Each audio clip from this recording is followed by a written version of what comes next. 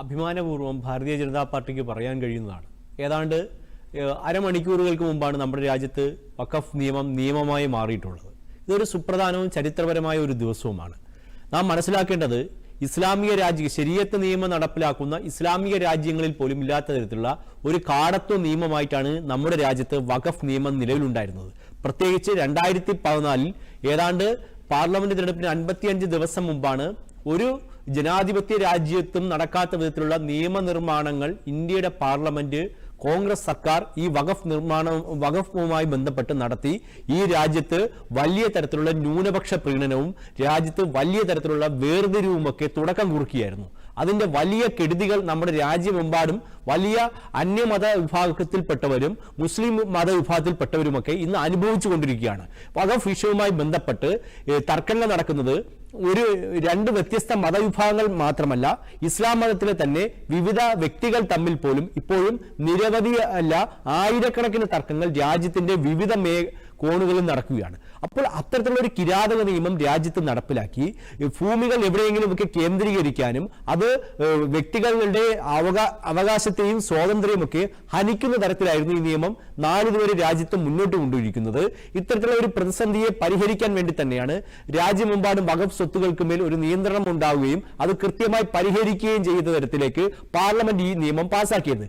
Parliament ഈ നിയമം പാസ്സാക്കുമ്പോൾ ഒരു തരത്തിൽ പോലും അംഗീകരിക്കാത്തവരാണ് കോൺഗ്രസുകാർ. അതിനെതിരായി സംസാരിക്കുക എന്ന് മാത്രമല്ല, അവരെ ജയിപ്പിച്ചു വിട്ട ജനങ്ങൾക്കൊരു കഷ്ടതയുണ്ടാകുമ്പോൾ അവരോർക്ക് ഒന്ന് സംസാരിക്കാൻ പോലും തയ്യാറായിട്ടില്ലാത്തവരാണ് ഇപ്പോൾ വലിയ രീതിയിൽ മുനമ്പം നിവാസികളുടെ കാര്യത്തിൽ ആശങ്കപ്പെടുന്നത്. കോൺഗ്രസ് പ്രതിനിധിയോട് ഞങ്ങൾക്കൊന്നേ പറയുള്ളൂ, നിങ്ങളുടെ ഒരാശങ്കയും വേണ്ട, മുനമ്പത്തെ എല്ലാ വിഷയവും പരിഹരിക്കപ്പെടും. കാരണം മുനമ്പത്തുകാരുടെ അന്യായവും അനീതിയും പ്രവർത്തിച്ചവരാണ് നിങ്ങൾ. ആ നാട്ടിലെ ജനങ്ങൾ മുഴുവൻ നിങ്ങൾക്ക് വോട്ട് ചെയ്തതാണ്, അല്ലാതെ ഞങ്ങൾക്ക് വോട്ട് ചെയ്തവരല്ല. അതുകൊണ്ട് നിങ്ങളുടെ ഒരു ദയാദാക്ഷിണ്യവും മുനമ്പം ജനങ്ങൾ ആവശ്യപ്പെടുന്നില്ല എന്ന് നിങ്ങളോട് ഞങ്ങൾ പറയാൻ ആഗ്രഹിക്കുന്നു. മുനമ്പത്തെ മുഴുവൻ വിഷയങ്ങളും പരിഹരിക്കപ്പെടും. ഈ രാജ്യത്തെ നീതി നിയമ നിർമ്മാണ വ്യവസ്ഥയ്ക്ക് ഹൈക്കോടതിക്കോ സുപ്രീം കോടതിക്കോ പോലും ഇടപെടാൻ കഴിയാത്ത തരത്തിൽ വഖഫ് നിയമങ്ങൾ ഈ രാജ്യത്ത് കൊണ്ടുവന്ന കോൺഗ്രസുകാർ ഏത് നിയമത്തെ പറ്റിയും ഏത് പാർലമെന്റിനെ പറ്റിയും ഒക്കെയാണ് സംസാരിക്കുന്നത്.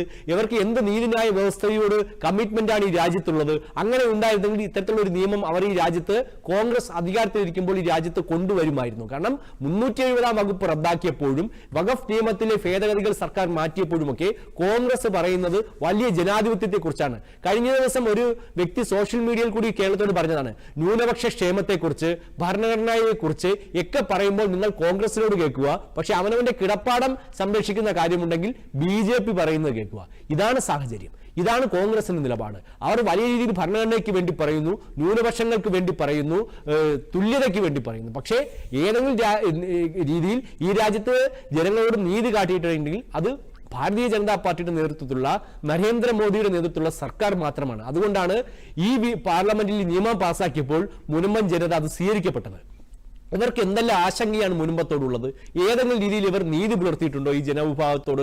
അവിടെ വിവിധ മതവിഭാഗത്തിൽപ്പെട്ടവരുണ്ട്, വിവിധ തൊഴിലുകൾ ചെയ്യുന്നുണ്ട്. അവരോടൊന്നും യാതൊരുവിധ തരത്തിലുള്ള നീതിയും കാണിക്കാതെ അവർ ഇപ്പോൾ ഈ നിയമം കൊണ്ടൊരു പ്രയോജനമില്ല എന്ന് പറയുന്നത് അർത്ഥശൂന്യമാണ്.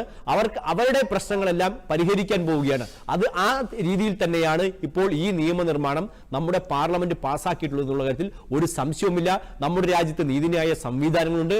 ഇനി വഖഫ് കോടതികൾക്ക് മുന്നിൽ പോയി നിന്ന് തലകുനിച്ച് നിൽക്കാതെ ഈ രാജ്യത്തെ നീതിന്യായ സംവിധാനങ്ങളിൽ വേണ്ടി പോലും സമീപിക്കാൻ ഈ രാജ്യത്തെ ജനങ്ങൾക്ക് അവകാശം കിട്ടിക്കഴിഞ്ഞു ഇന്ന് നിയമമായതോടുകൂടി. ഇതാണ് ഈ രാജ്യത്തെ ജനങ്ങൾക്ക് ഈ നരേന്ദ്രമോദി സർക്കാർ നൽകുന്ന ഏറ്റവും വലിയ ഈ ബില്ലിലെ ഉറപ്പ്. അതാണ് ഈ രാജ്യത്തെ നിയമ സംവിധാനങ്ങളിൽ വിശ്വാസമർപ്പിക്കുന്ന ഏതൊരു പൗരനും ഇനി വഖഫ് കോടതികൾക്ക് മുന്നിൽ മത കോടതികൾക്ക് മുന്നിൽ പോയി തല കുമ്പിട്ട് നിൽക്കേണ്ട യാതൊരുവിധ സാഹചര്യവും ഉണ്ടാവുകയില്ല.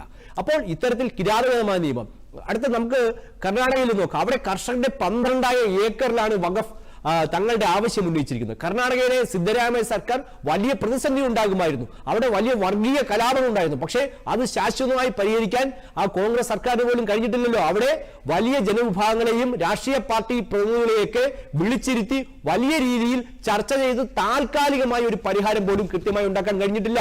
ഇനി നമുക്കറിയാം തമിഴ്നാട്ടിലേക്ക് പോകുമ്പോൾ അവിടെയുമുണ്ട് കർഷകരുടെ 8,000 ഏക്കറിലൊക്കെ തിരുച്ചന്തപൂരിൽ തർക്കം നടന്നുകൊണ്ടിരിക്കുകയാണ്. അതെല്ലാം വലിയ സംഘർഷങ്ങളിലേക്ക് നീങ്ങുകയാണ്. ഇങ്ങനെ രാജ്യത്തിന്റെ വിവിധ കോണുകൾ ഇത്തരത്തിലുള്ള സാഹചര്യം ഇപ്പോൾ തന്നെ നിലനിൽക്കുന്നുണ്ട്. അതുകൊണ്ട് തന്നെയാണ് നരേന്ദ്രമോദി സർക്കാർ കൃത്യമായ നയവും നിലപാടും എടുത്തുകൊണ്ട് ഈ നിയമത്തിൽ ഭേദഗതി കൊണ്ടുവന്നിട്ടുള്ള കാര്യത്തിൽ ഒരു സംശയവുമില്ല. ഇത് മുൻപത്തെ മാത്രമല്ല, ഈ രാജ്യത്തെ മുഴുവൻ ബാധിക്കുന്ന വിഷയമാണ്.